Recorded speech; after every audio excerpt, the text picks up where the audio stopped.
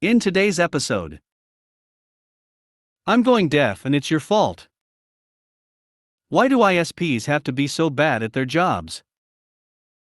Everyone's outlook is crashing. Head of department. Where is the monitor? Before we get started, make sure to subscribe so you will never miss a video. So let's get started. I'm going deaf and it's your fault. Not as glamorous as some of you folks, but scene, tech support for cable TV/phone.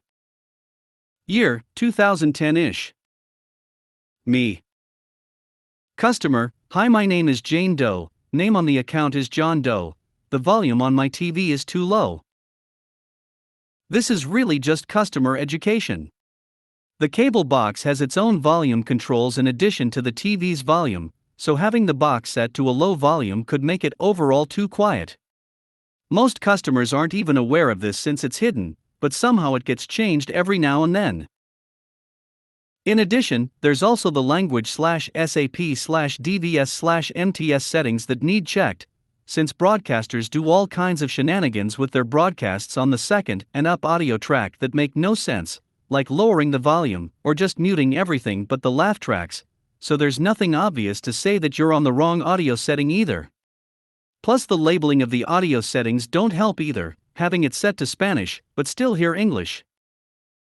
But in order to tell the customer how to check those, I need to pull up the account and see what equipment they have so I can give proper directions to navigate the menus. Me, okay, so I see you chose not to enter any account info into our IVR, and my caller ID says anonymous, so can you give me your phone number so I can see your equipment? Customer, Psi12355512334. Me, that doesn't pull anything up, could it be under another? Customer, heavier Psi12355512334. Me, that's the same phone number. Customer, yelling, I don't know, what do you want? Me, how about the street address? Customer, quickly, 1234 Weird Street Nemethet I can spell. Me, can you spell that street name please? Customer, another heavy sigh, then customer quickly spells it so fast I barely keep up, why do I need to do this, why can't you help me? After taking a few guesses at the spelling of the street name. Me, okay, I found your account, can you verify the last four of the SSN? Customer, 1234. Now help me already. Me, so on your remote, please press this button and... Customer, hangs up.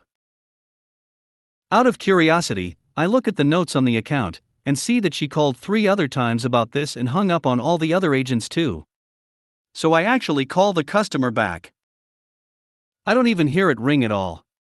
I click the dial button and suddenly hear people talking to each other. But not to me.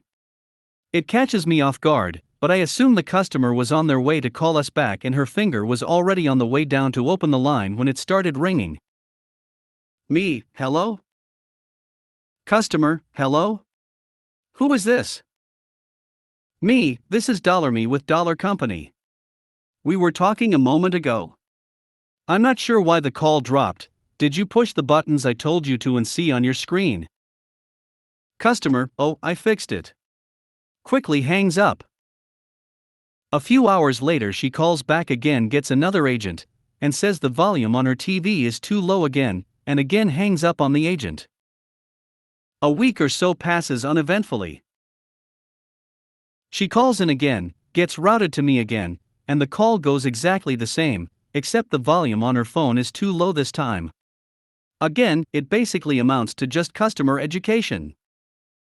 Me, so your phone's volume is too low, are you getting interference on the phone line or something that's preventing you from hearing the other person? Customer, no, the volume is just too low. Me, most phones have a volume button or knob you can use to adjust. Customer, hangs up. Again, I look at the notes and see that she started reporting the volume on her phone was too low about an hour or so ago and already talked to several agents, and big surprise, she hung up on all those agents too. Why do ISPs have to be so bad at their jobs? So, I'm the person who takes care of most of the tech things at my small town church. Sometime mid-late last year we decided to upgrade our network, as we weren't going to stop streaming our services anytime soon, and the old setup was pretty trash. Spectrum provided modem/router/Wi-Fi combo thing in the office, and a secondary home Wi-Fi router in the tech booth acting as an access point and switch. In late December, we finally pulled the trigger and did the network upgrades. Me and the trustee whose name is on the internet plan spent most of an afternoon running Ethernet and installing and configuring the new system that I designed, made up of Aruba instant-on switches and access points and a Protectly Vault running pfSense as our central router/firewall. During this process we had to go through a bunch of customer support misery to get them to put the modem/Wi-Fi router into bridge mode so it was just a modem.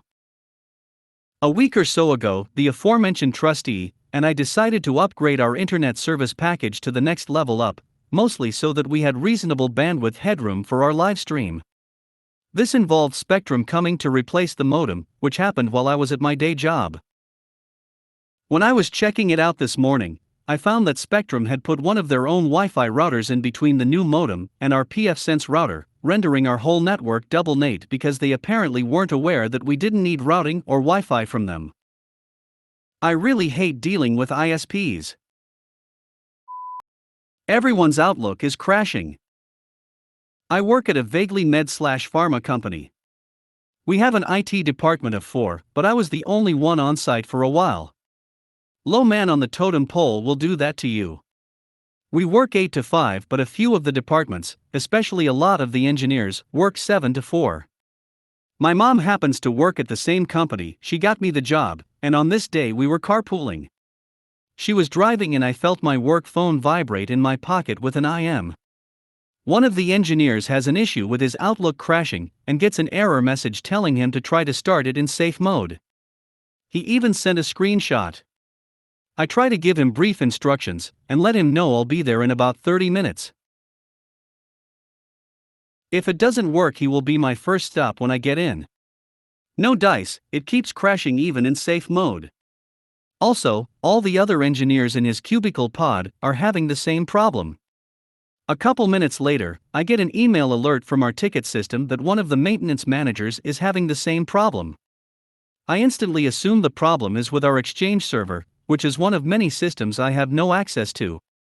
Partly because I'm still a temp, in the middle of converting to being hired, and partly because it's good security to limit the number of privileged users. I forward this information along to the guy I work with who does have this access. By the time I get to work, the engineers have done enough level 0.5 troubleshooting and realized it's all happening when they open one specific email from another user, a program manager. Very thankful to have big pockets of competent users who try to solve their own problems. I contact the user who sent the email. She says she's already been told by the people she sent it to that it was causing problems. I had been concerned it might have been something malicious, but at least it was actually from her. She told me what happened. They have a weekly standing meeting with about 8 people. She'd been taking notes at each of these meetings for all of 2021. Turns out she was trying to share the file and attempted to send it as an email attachment. The file was too big and told her as much. Naturally, she decided to instead copy and paste the contents of the document into the body of the email. We have network drives. We have SharePoint.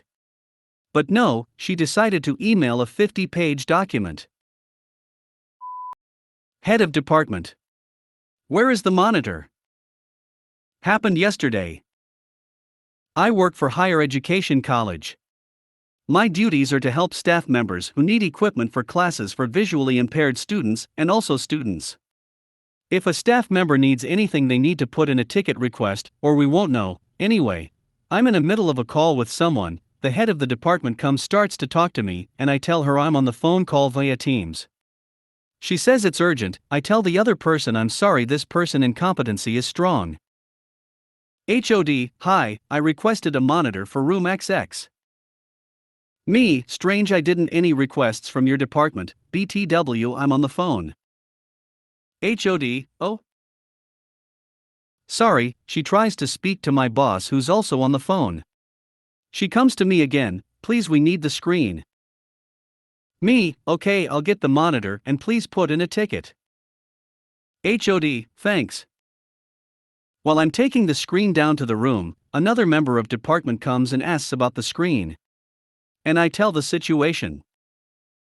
She's done this multiple times, she's booked an incorrect room for the screen.